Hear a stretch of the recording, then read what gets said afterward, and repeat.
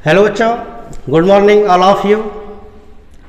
मैं भरत सिंह फौजदार एक बार पुनः इस YouTube चैनल पर आपका हार्दिक अभिनंदन करता हूं। तो बच्चों, लास्ट वीडियो में अपन जान चुके थे फिजिकल चेंज के बारे में, भौतिक परिवर्तन के बारे में जान चुके थे।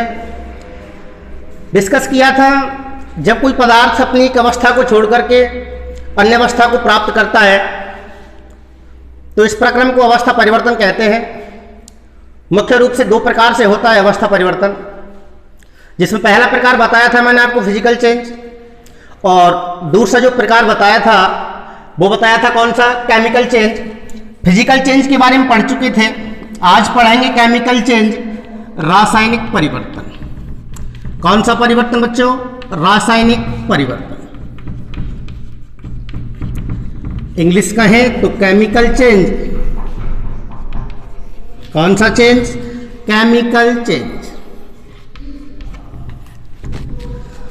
निश्चित फिजिकल से बिल्कुल उल्टा है। जैसा कि आपने देखा था भौतिक गुणों में परिवर्तन होता है फिजिकल चेंज में, भौतिक परिवर्तन में, और रासायनिक परिवर्तन यानी कि केमिकल चेंज जो होगा वो कौन से गुणों में होगा? रासायनिक गुणों में होगा। तो आइए देखते हैं। मान के चलिए एक एग्जाम्पल लेते हैं अपन। जैसे दूध में यदि जामुन डाल दें अपन तो जामुन डालने से दूध चेंज हो जाएगा दही में। एक जीवाणु लैक्टोबैसिलस, कौन सा जीवाणु? लैक्टोबैसिलस। अलग से याद होना चाहिए आपको, लैक्टोबैसिलस नामक जो जीवाणु होता है वो दूध को काई में बदल देता है, दही में बदल देता है। अब इस दही को मथते हैं तो मक्खन और छाछ अपन को प्राप्त होते हैं। बोल होते हैं कि नहीं होते हैं? यदि रासायनिक दृष्टि से देखा जाए तो दूध जो होता है अम्लीय होता है, क्योंकि ताजे दूध का पीएच मान लगभग 6 होता है। कितना होता है पीएच? 6। लेकिन जब दही बन जाएगा ये दूध तो निश्चित ही इसके पीएच मान में क्या आएगी? कमी, अर्थात पीएच मान 6 से क्या हो जाएगा? इसका कम हो जाएगा, यानी कि अम्लता बढ़ जाएगी इसकी। बोलो बढ़ रही नहीं बढ़ रही है? तो केमिकल जो प्रॉपर्टी है वो बदली या नहीं बदली? चेंज आ गया कि नहीं आ गया? तो रासायनिक गुण भी बदल गए, और कहूं तो फिजिकल जो गुण है इसके वो भी क्या है? चेंज हुए हैं। यानी कि इस परिवर्तन के अंतर्गत आपने जाना है कि भौतिक गुण भी बदल रहे हैं और रासायनिक गुण भी बदल रहे हैं। ऐसे परिवर्तन को दरअसल रासायनिक परिवर्तन या केमिकल चेंज कहते हैं। एक और एग्जांपल से देखेंगे। मेरे पास कार्बन है और कार्बन का यदि मैं दहन कराऊं इस तरीके से तो कार्बन का दहन होने से बनेगा CO2 यानी कि कार्बन डाइऑक्साइड गैस। कौन सी गैस बनी बेटा? Carbon dioxide gas. तो देखिए कार्बन जो है वो सॉलिड स्टेट में मिलता है, ऑक्सीजन आपको पता है गैसीय स्टेज में मिलती है, और कार्बन डाइऑक्साइड भी किस स्टेज में मिलता है? गैसीय स्टेज में।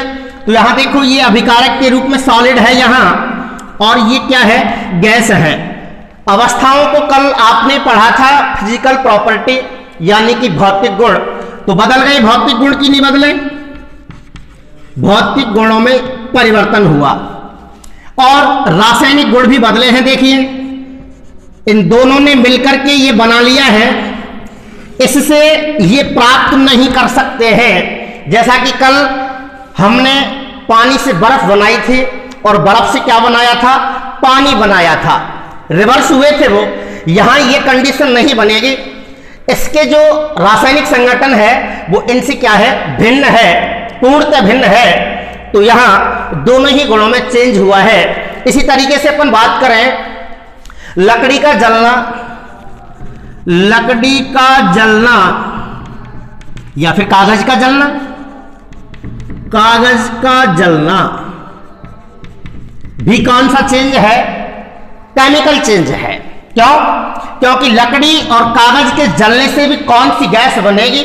CO2 बनेगी, और कार्बन डाइऑक्साइड गैस बाहर निकलेगी नहीं निकलेगी?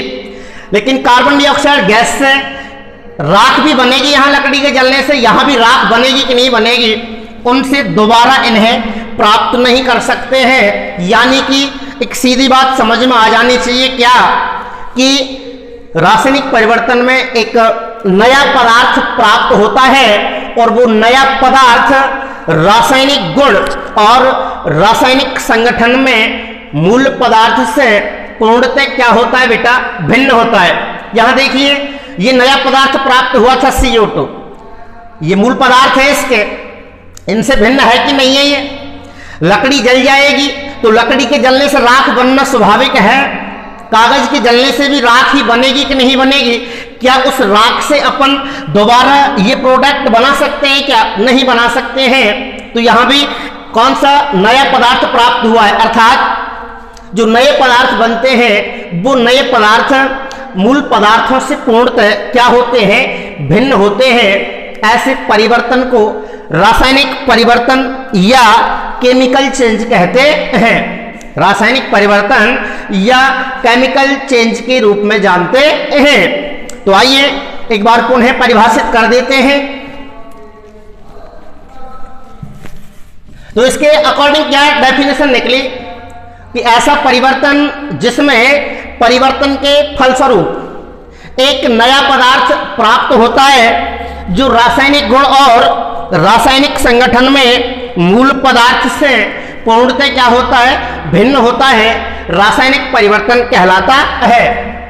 ऐसा परिवर्तन जिसमें परिवर्तन के फलस्वरूप एक नया पदार्थ प्राप्त होता है जो रासायनिक गुण और रासायनिक संगठन में मूल पदार्थ से पूर्णतः भिन्न होता है, रासायनिक परिवर्तन या केमिकल चेंज कहलाता है। आइए लिख देता हूं इस डेफिनेशन को मैं।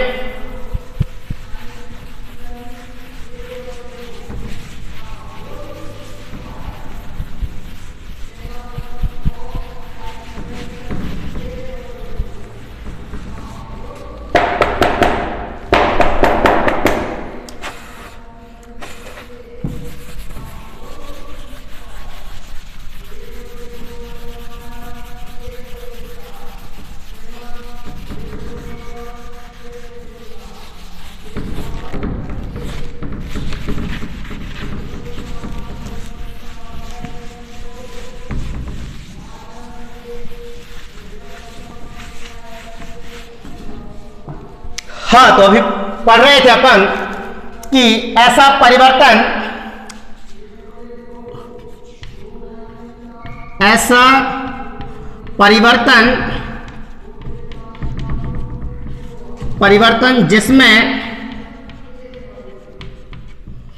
जिसमें परिवर्तन के फलस्वरूप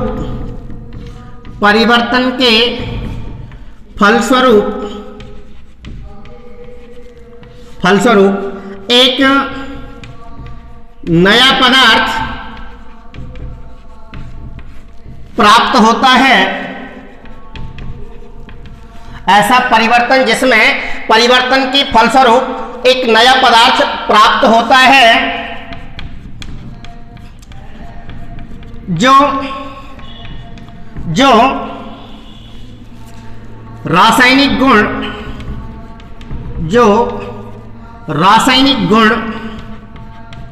एवं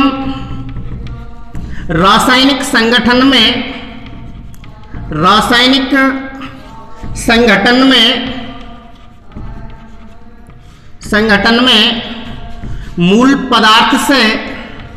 मूल पदार्थ से पूर्णतः क्या होता है? भिन्न होता है। जो रासायनिक गुण एवं रासायनिक संगठन में मूल पदार्थ से पूर्णतः भिन्न होता है रासायनिक परिवर्तन कहलाता है। कौन सा परिवर्तन कहलाता है बच्चों? रासायनिक परिवर्तन कहलाता है। एक बार और, ऐसा परिवर्तन जिसमें परिवर्तन के फलस्वरूप एक नया पदार्थ प्राप्त होता है जो रासायनिक गुण और रासायनिक संगठन में मूल पदार्थ से पूर्णतः भिन्न होता है, रासायनिक परिवर्तन कहलाता है। ऐसा परिवर्तन जिसमें परिवर्तन के फलस्वरूप एक नया पदार्थ प्राप्त होता है जो रासायनिक गुण और रासायनिक संगठन में मूल पदार्थ से पूर्णतः भिन्न होता है, रासायनिक परिवर्तन कहलाता है। अथवा ऐसे भी कर सकते हैं,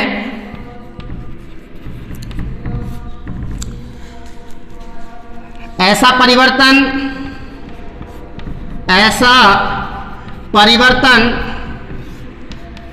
जिसमें परिवर्तन के फलस्वरूप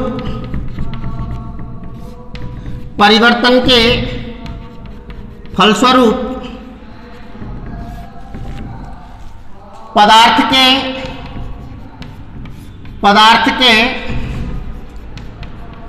भौतिक गुणों के साथ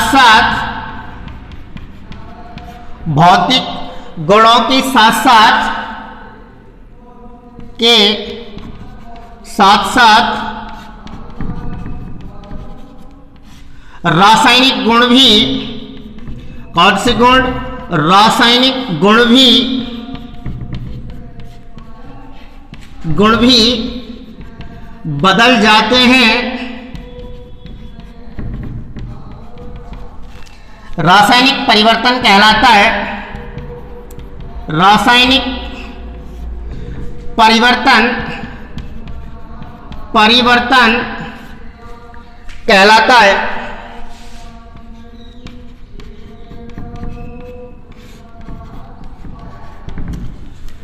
ऐसे भी याद कर सकते हैं अपन इसको, ऐसा परिवर्तन जिसमें भौतिक गुणों के साथ साथ रासायनिक गुण भी बदल जाते हैं, रासायनिक परिवर्तन कहलाता है।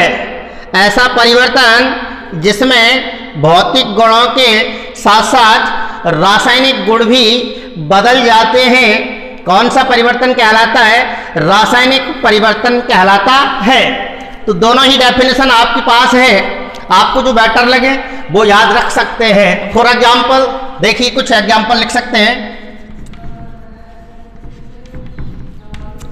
जैसे दूध से दही का बनना,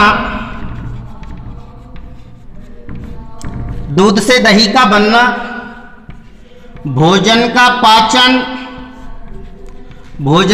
पाचन,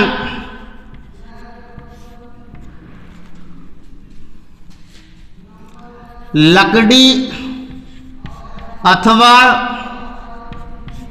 कागज का जलना, अथवा कागज का जलना,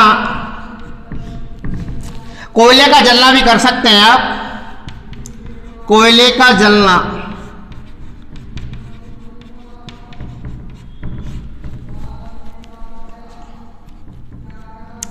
कोयले का जलना, अलमारी में जंग लगना, अलमारी में जंग लगना,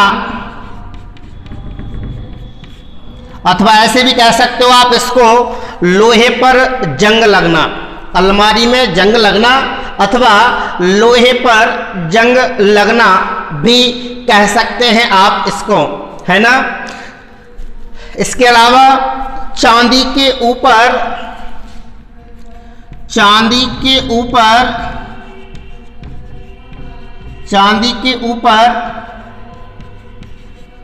काली परत का चढ़ना, काली परत का चढ़ना। आपने देखा होगा गर्मी के दिनों में आर्द्रता के संपर्क में आने पर जो चांदी की वस्तुएं होती हैं उन पर ब्लैक लेयर तैयार हो जाती है। इसी प्रकार से कॉपर का जो कलर होता है या कॉपर के ऊपर हरे रंग की परत का चढ़ना, लोहे पर जंग का लगना, चांदी के ऊपर काली परत का चढ़ना आदि सभी रासायनिक परिवर्तन हुआ करते हैं। तांबे के ऊपर लिख सकते हैं आप, तांबे के ऊपर हरी परत का चढ़ना, हरी परत का चढ़ना, लोहे पर जंग लगना, लोहे पर जंग लगना आदि सभी कौन से चेंजेस कहलाते हैं? रासायनिक चेंजेस कहलाते हैं, अर्थात रासायनिक परिवर्तन या केमिकल चेंज कहलाते हैं। एक बार पुनः रिपीट कर लीजिए आप मेरे साथ साथ कि ऐसा परिवर्तन जिसमें परिवर्तन के फलस्वरूप पदार्थ के भौतिक गुण ऐसा परिवर्तन जिसमें परिवर्तन के फलस्वरूप एक नया पदार्थ प्राप्त होता है जो रासायनिक गुण एवं रासायनिक संगठन में अपने मूल पदार्थ से पूर्णतः भिन्न होता है, रासायनिक परिवर्तन कहलाता है। अथवा कम शब्दों में याद रखना चाहें तो अपन ऐसे भी कह सकते हैं कि ऐसा परिवर्तन जिसमें परिवर्तन के फलस्वरूप पदार्थ के भौतिक गुणों के साथ साथ रासायनिक गुण भी बदल जाते हैं, रासायनिक परिवर्तन कहलाता है। जैसे दूध से दही का बनना, भोजन का पाचन, लकड़ी अथवा कागज का जलना या फिर कोयले का जलना कह सकते हैं आप, अलमारी में जंग लगना, चांदी के ऊपर काली परत का चढ़ना, तांबे के ऊपर हरी परत का चढ़ना, लोहे पर जंग लगना आदि सभी रासायनिक परिवर्तन हैं। देखिए ये एक्सप्लेन कर चुके थे हम आपके लिए। भोजन के पाचन से अपन को क्या प्राप्त होती है? ऊर्जा प्राप्त होती है। उस ऊर्जा से दोबारा ये भोजन नहीं बना सकते हैं अपन, तो निश्चित कौन सा परिवर्तन है? ये केमिकल चेंज है, मेरा मतलब है रासायनिक परिवर्तन है। आइए इसकी कुछ विशेषताएं देखते हैं, जैसे कि कल अपन ने भौतिक परिवर्तन में देखी थी विशेषताएं। ये लिख दिया मैंने यहां पे विशेषताएं। नंबर 1, जैसा कल मैंने बताया था वैसा ही आज, जैसे कल हमने भौतिक परिवर्तन में पहली जो विशेषता लिखी थी वो डेफिनेशन में से लिखी थी, यहां भी डेफिनेशन में से ही लिख देते हैं। इस परिवर्तन में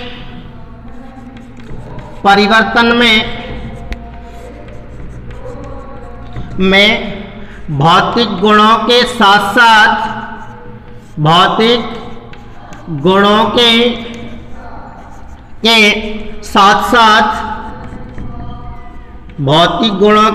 साथ रासायनिक गुण भी बदल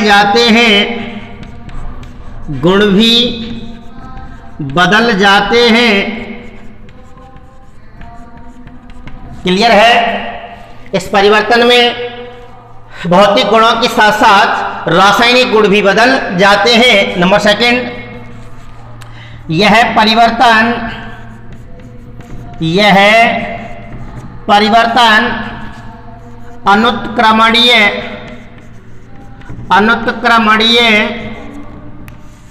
होता है। कैसा होता है बेटा? यह परिवर्तन अनुत्क्रमणीय होता है। मतलब यह है कि कल रिवर्सिबल पढ़ा था अपन ने। कैसे पढ़ा था? दोनों दिशाओं में चल रही थी बात, पानी से बर्फ, बर्फ से पानी, तो उसको क्या कहा था? ऐसे प्रोसेस को अपन ने उत्क्रमणीय। लेकिन यहाँ ऐसा नहीं होता है। दूध से दही तो बनी, पर दही से क्या दोबारा दूध बन पाएगा? नहीं ना। तो फिर क्या कहेंगे? इस चेंज को अपन अनुत्क्रमणीय परिवर्तन कहेंगे। नंबर 3, ऑल ओवर टाइम के लिए हुआ है, कंप्लीट समय के लिए हुआ है ये, इसलिए परिवर्तन कैसा हुआ? ये परमानेंट हुआ, स्थायी हुआ। यह परिवर्तन स्थायी होता है।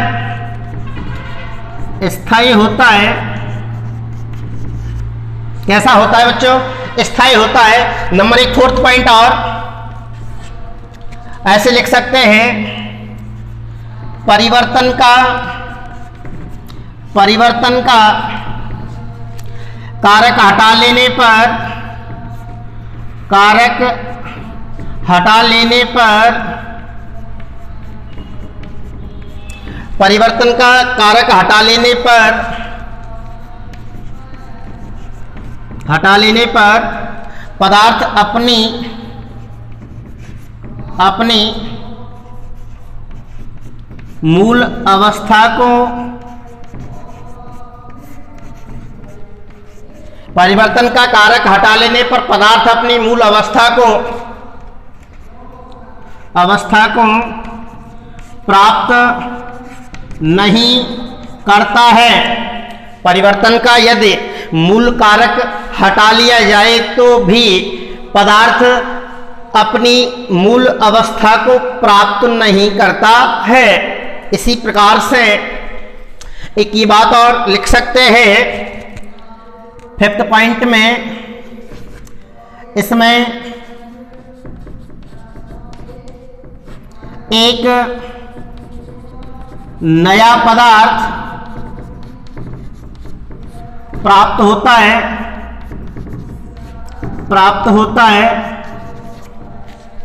और लिख सकते हैं आगे, इसमें एक नया पदार्थ प्राप्त होता है जो रासायनिक गुण और रासायनिक संगठन में मूल पदार्थ से पूर्णतः क्या होता है, भिन्न होता है। तो ऐसे परिवर्तन को अपन क्या कहते हैं बच्चों?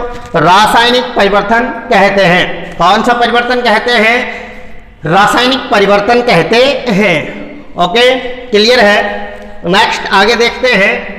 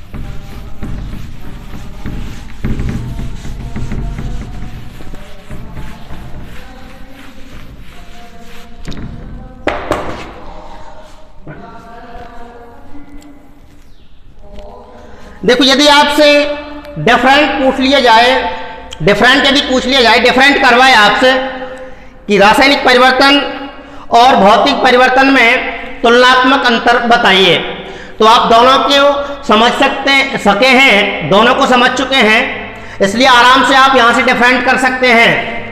देखिए कैसे कर सकते हैं, लिखेंगे भौतिक परिवर्तन एवं रासायनिक परिवर्तन में निम्नलिखित अंतर है।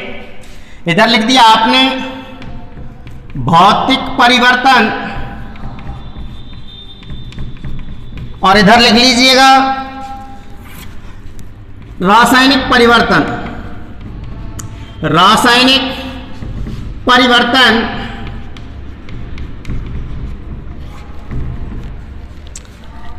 दोनों का अर्थ बताइएगा। इसमें पदार्थ के केवल भौतिक गुण बदलते हैं। कौन से गुण बदलते हैं? भौतिक गुण। भाई भौतिक परिवर्तन में पदार्थ के केवल भौतिक गुणों में ही तो परिवर्तन होता है, भौतिक गुण ही तो बदलते हैं। और इधर क्या लिख देंगे अपन, भौतिक के साथ साथ यानी कि भौतिक और रासायनिक दोनों ही गुण क्या हो जाते हैं? चेंज हो जाते हैं, बदल जाते हैं। नंबर सेकंड, इसमें नया पदार्थ प्राप्त नहीं होता है। होता है क्या? भौतिक परिवर्तन में न्यू सबस्ट्रेट का निर्माण नहीं होता है, नए पदार्थ का निर्माण नहीं होता है, जबकि इधर नया पदार्थ प्राप्त होता है। बोलो होता है कि नहीं होता है? नंबर नेक्स्ट, ये परिवर्तन कैसा होता है? अस्थायी होता है। कैसा होता है? अस्थायी, कम समय के लिए, ओवरऑल ऑल ओवर टाइम के लिए नहीं हो पाता है, इसलिए क्या कहते हैं इसको? अस्थायी। ये फुल टाइम के लिए होता है, इसलिए क्या कहते हैं इसको? परमानेंट, यानी कि स्थायी परिवर्तन कहते हैं। कौन सा कहते हैं? स्थायी परिवर्तन कहा जाता है। नंबर नेक्स्ट लिख सकते हैं इसमें, ये परिवर्तन कैसा होता है? उत्क्रमणीय होता है। कैसा होता है बच्चों? उत्क्रमणीय होता है। कैसा होता है ये परिवर्तन? उत्क्रमणीय होता है। जबकि इधर क्या हो सकता है? यही पॉइंट, ये परिवर्तन क्या होता है? अनुत्क्रमणीय होता है। अनुत्क्रमणीय कैसा होता है बच्चों? अनुत्क्रमणीय होता है। नंबर नेक्स्ट, परिवर्तन का कारक हटा लेने पर, परिवर्तन का कारक हटा लेने पर पदार्थ अपनी मूल अवस्था को प्राप्त कर लेता है। बोलो, कर लेता है नहीं कर लेता है? और इधर क्या लिखेंगे आप? प्राप्त नहीं करता है। यदि परिवर्तन का मूल कारक हटा भी लिया जाए तो पदार्थ अपने प्रारंभिक अवस्था को प्राप्त नहीं कर पाता है। और छठवें डिफरेंट में एक आध एग्जाम्पल दे दीजिएगा। जैसे उधर लिख देंगे आप, पानी से बर्फ का बनना, फलों से सलाद का बनना। ऐसे इधर लिख देंगे, कागज का जलना, लकड़ी का जलना, कागज का फटना भी कैसा? कागज का फटना, ये अलग बात हुई। कागज का फटना कौन सा परिवर्तन होगा? भौतिक परिवर्तन होगा। जबकि कागज का जलना क्या होगा? रासायनिक परिवर्तन होगा। बोलो, होगा कि नहीं होगा? तो मैं समझ रहा हूं कि आपकी बात समझ में आ गई होगी। तो इस तरीके से हम इन दोनों के बीच में क्या कर सकते हैं? डिफरेंट कर सकते हैं। इसके बाद नेक्स्ट टॉपिक केमिकल रिएक्शन के बारे में जानेंगे, रासायनिक अभिक्रिया के बारे में जानकारी प्राप्त करेंगे।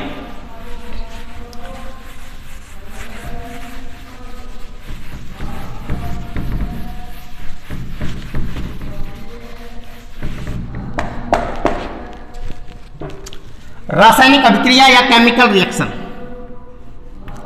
रासायनिक अभिक्रिया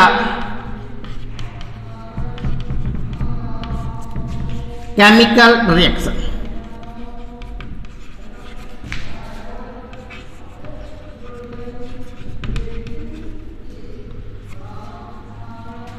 केमिकल रिएक्शन या रासायनिक अभिक्रिया, देखिए क्या अर्थ है रासायनिक अभिक्रिया से, क्या तात्पर्य है, किसे कहना चाहिए केमिकल रिएक्शन।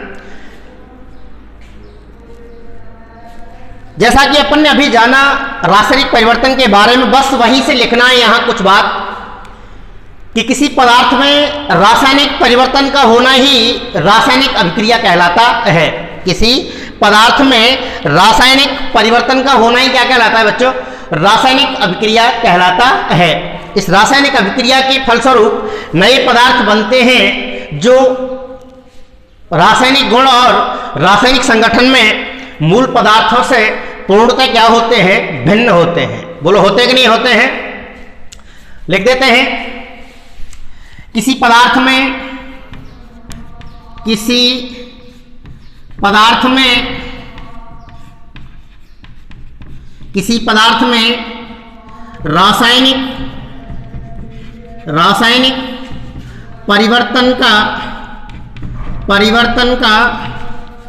होना ही,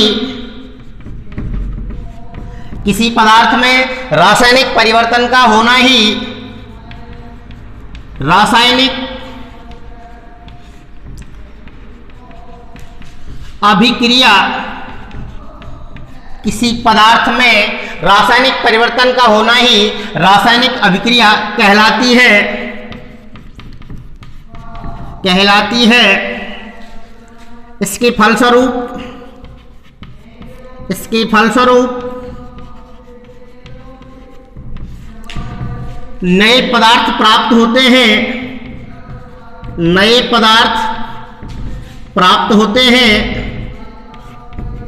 होते हैं जो रासायनिक गुण एवं इसके फलस्वरूप नए पदार्थ प्राप्त होते हैं जो रासायनिक गुण एवं रासायनिक संगठन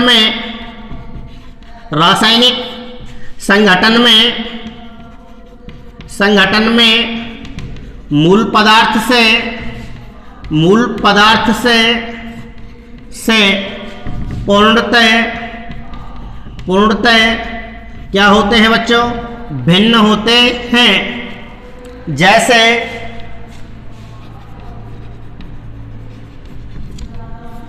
यदि मैं मैग्नीशियम रिबन की बात करूं और उसका दहन कराऊं, तो मैग्नीशियम रिबन का जब दहन कराया जाएगा तो सफेद लौ के साथ जलता हुआ मैग्नीशियम रिबन मैग्नीशियम ऑक्साइड का निर्माण करता है। देखिए कैसे, ये मैग्नीशियम लिया मैंने 2 mg, दहन कराने के लिए O2 वायु के साथ दहन कराया जा रहा है, इज इक्वल टू, देखिए O के 3 स्वरूप हैं अपने पास। ये एक परमाणु ऑक्सीजन है, क्या है ये, एक परमाणु ऑक्सीजन है।